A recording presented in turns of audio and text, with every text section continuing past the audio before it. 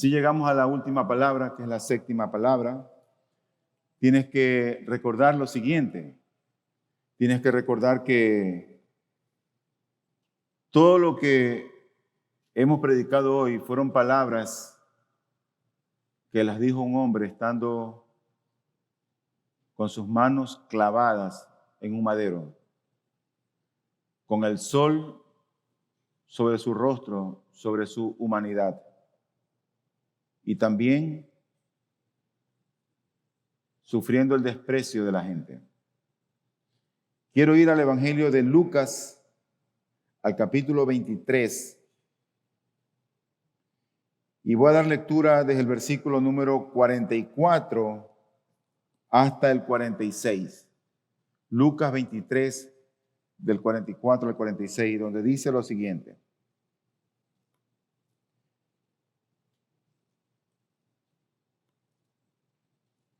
Entonces él le dijo: en verdad te digo, hoy estarás conmigo en el paraíso. Era ya como la hora sexta, cuando descendieron tinieblas sobre toda la tierra hasta la hora novena. Al eclipsarse el sol, el velo del templo se rasgó en dos, y Jesús, clamando a gran voz, dijo: Padre, en tus manos encomiendo mi espíritu. Y habiendo dicho esto, expiró. Lo primero que quiero yo mencionar en esta palabra es que la muerte de Jesús fue una muerte real. Hay varias posibilidades lógicas que pueden surgir de la muerte de Cristo. Y una de esas posibilidades lógicas podría ser que el verdadero Jesús nunca fue crucificado, que alguien lo sustituyó en la cruz. Eso puede ser una verdad, algo lógico, una posibilidad. Pero ¿cuál es el argumento que tenemos ante esa posibilidad? Es que si Jesús no fue crucificado, entonces la historia nos ha engañado. Lo que creemos no tiene fundamento. Y si Jesús no fue crucificado, entonces lo que aquí dice en la Biblia no tiene sentido. Si fue otro el crucificado. Los discípulos fueron testigos de su arresto. Anás, Caifás, Pilato, Herodes. Ellos lo vieron cara a cara. El Sanedrín interrogó a Jesús. La madre de Jesús y otras mujeres lo vieron crucificado. Y escritores del Nuevo Testamento estaban seguros que el verdadero Jesús murió crucificado. Así que con estos argumentos, esa primera posibilidad queda desbaratada. Otra posibilidad es que Jesús nunca murió, porque Dios nunca muere. Si Él era Dios hecho hombre, o era hombre sin dejar de ser Dios, y era Dios sin dejar de ser hombre, Él nunca murió, porque Dios nunca muere. En el Calvario, la apariencia espiritual de Jesús fue la que fue crucificada. Claro, eso creen los gnósticos. ¿Cuál es el argumento que tenemos para esto? Bueno, los docetistas, ellos negaban la verdadera humanidad de Jesús. Hacían de Jesús o veían a Jesús como una apariencia humana. Pero eso queda desbaratado también por el hecho de que Jesús tuvo hambre, Jesús tuvo sed, Jesús durmió, Jesús se airó, Él comió, Él lloró, Él se cansó. Entonces, Jesús no era alguien aparente que parecía humano, pero no era. No, Él era realmente un hombre. Él murió en la cruz.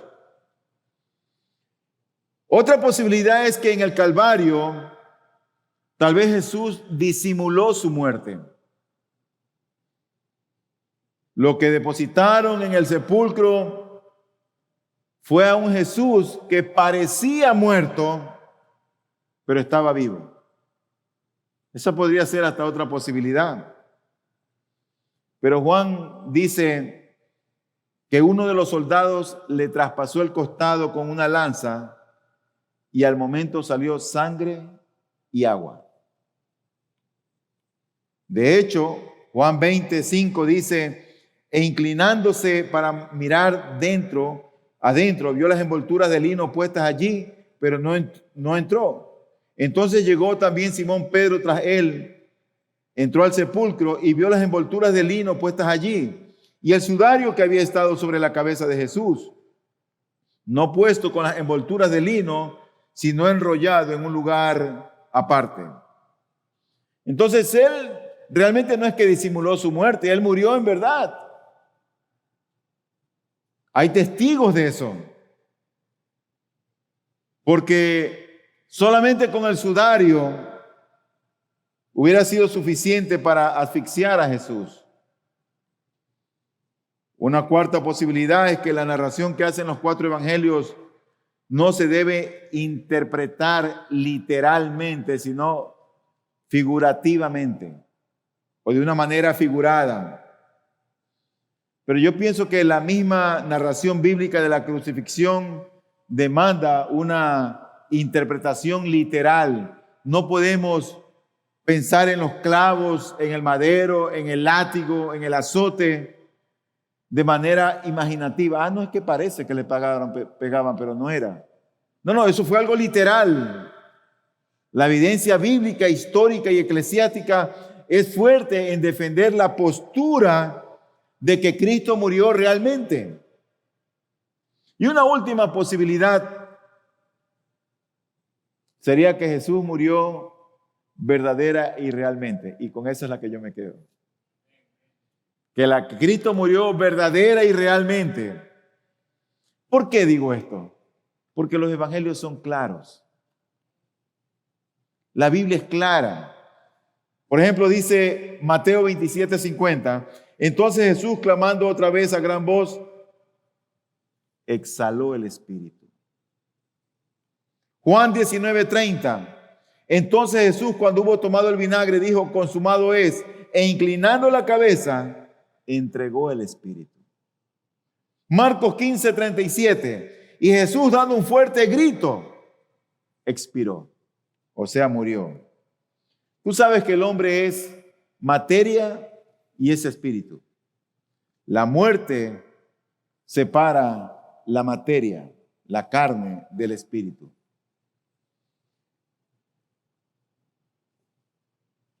Otra cosa que quiero yo mencionar con respecto a la muerte de Cristo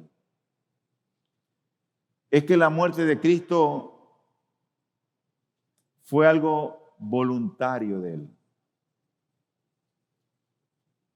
Él no se quitó la vida. Él puso su vida por nosotros.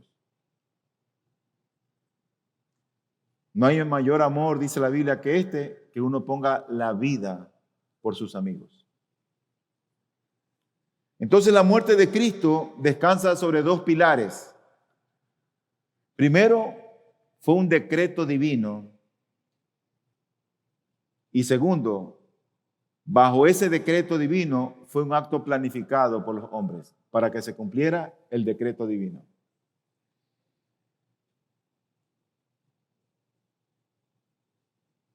El Señor dijo en Juan 6:51, yo soy el pan vivo que descendió del cielo. Si alguno come de este pan, vivirá para siempre. Y el pan que yo también daré por la vida del mundo es mi carne.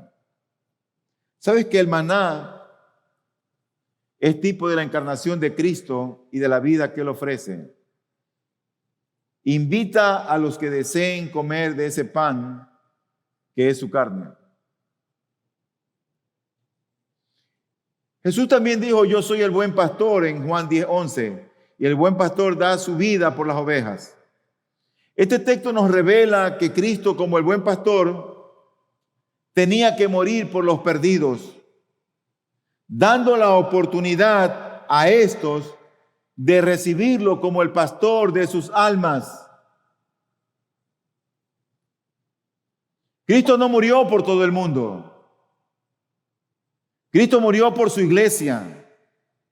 Cristo murió por los elegidos. Nosotros no creemos que es el hombre el que decide escoger a Dios. Y no creemos eso por la sencilla razón de que Dios es soberano y el hombre se encuentra muerto en sus delitos y pecados. En otras palabras, en la condición de muerte espiritual, el hombre ni puede ni quiere buscar a Dios. O sea, la salvación no depende del hombre.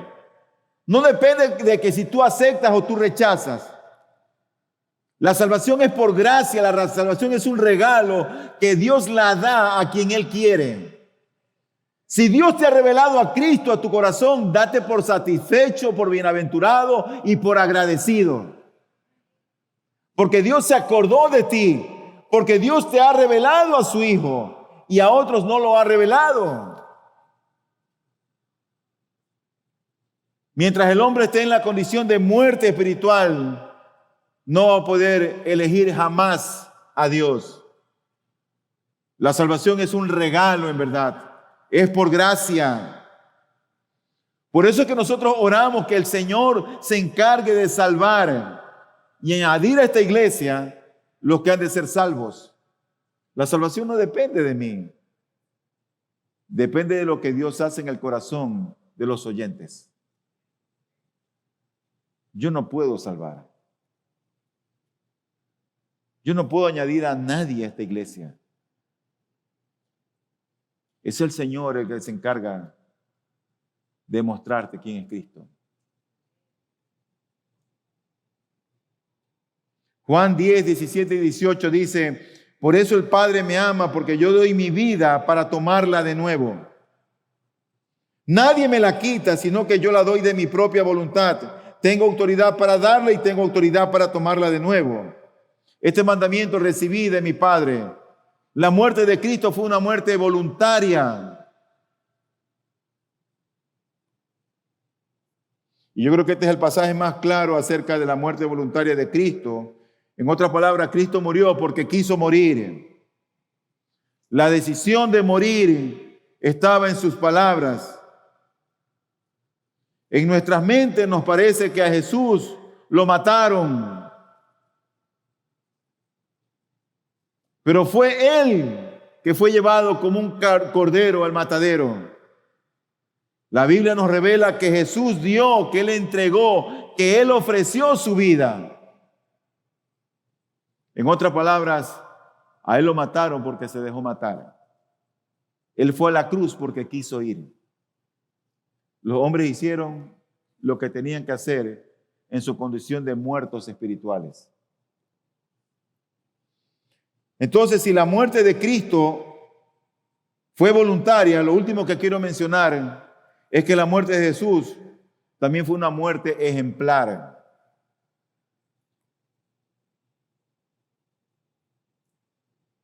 ¿Qué significó la muerte para Isaac? No Isaac Fajardo, Isaac, el hijo del patriarca de Abraham. ¿Qué significó la muerte para él, para Isaac? Dice Génesis 27:2, y dijo Isaac: mira, yo soy viejo y no sé el día de mi muerte. Él no sabía cuándo iba a morir.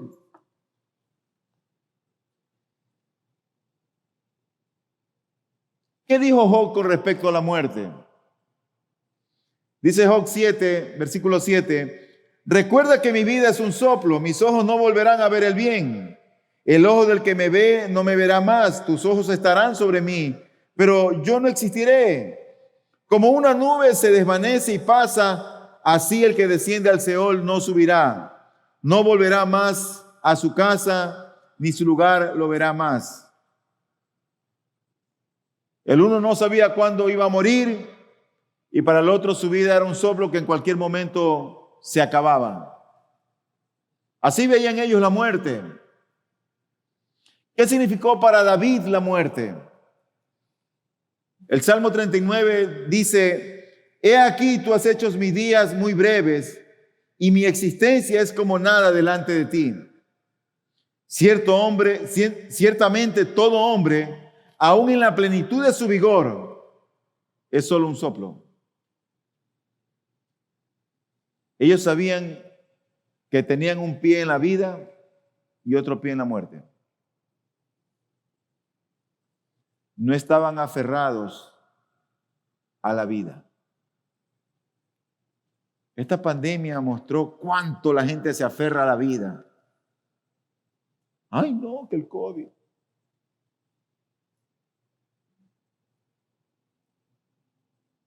¿Qué significó la muerte para Salomón? Dice Eclesiastés 3.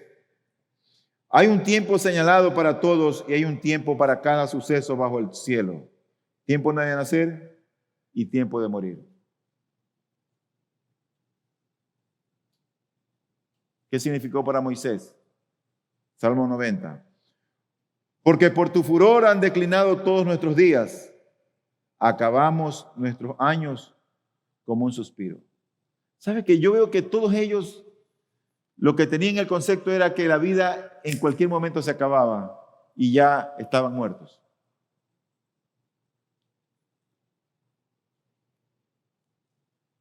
Sin embargo, cuando viene Cristo, que era el dador de la vida,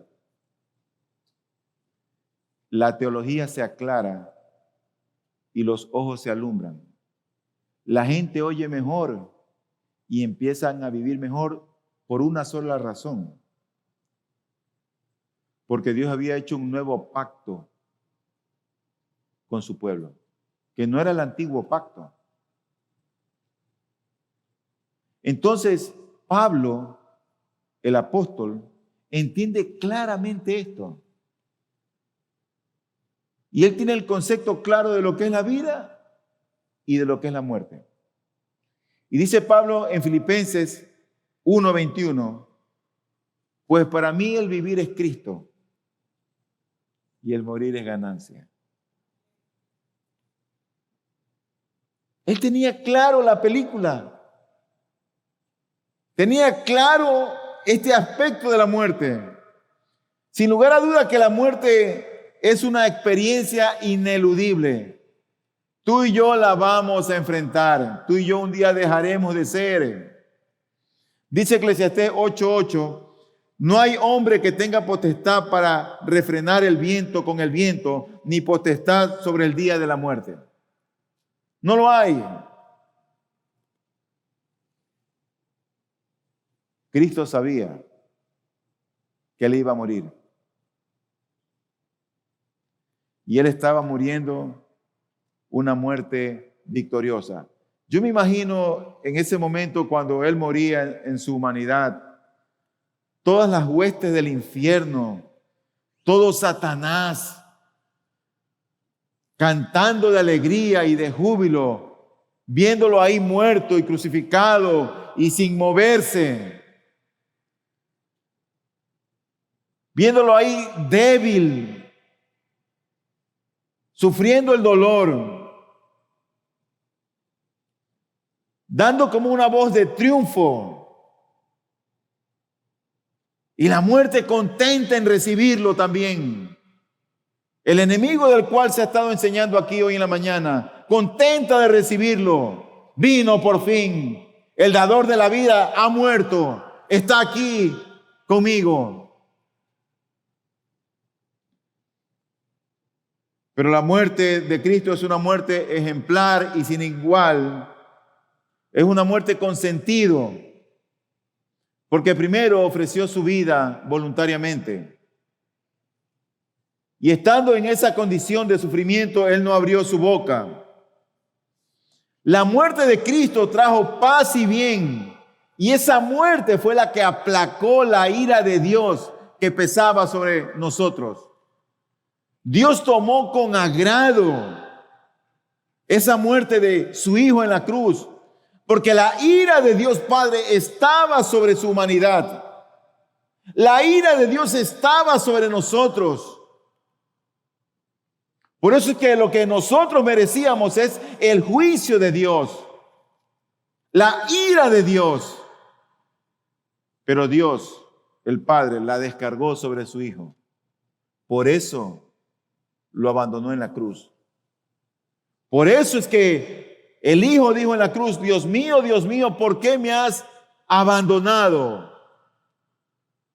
Porque a causa del pecado mío que Él llevó en la cruz, y el pecado de la humanidad y tu pecado, Dios en su santidad se apartó de su Hijo y lo abandonó. Por eso es una muerte ejemplar, porque es como ninguna otra. La muerte de Cristo tiene sentido. Y lo más glorioso, y que lo vamos a ver este domingo, ¿sabes que lo más glorioso es que la muerte no pudo contener a Jesús? La muerte no pudo retener a Cristo. Ese enemigo que nosotros aún tenemos, por el cual tú y yo un día pasaremos y moriremos. Bueno, a ese enemigo Cristo ya lo venció. Y porque Él venció, yo también he vencido. Y su iglesia ha vencido. Por eso es una muerte ejemplar. Porque Cristo venció la muerte cuando Él resucitó. Pero eso lo veremos el domingo. Vamos a orar.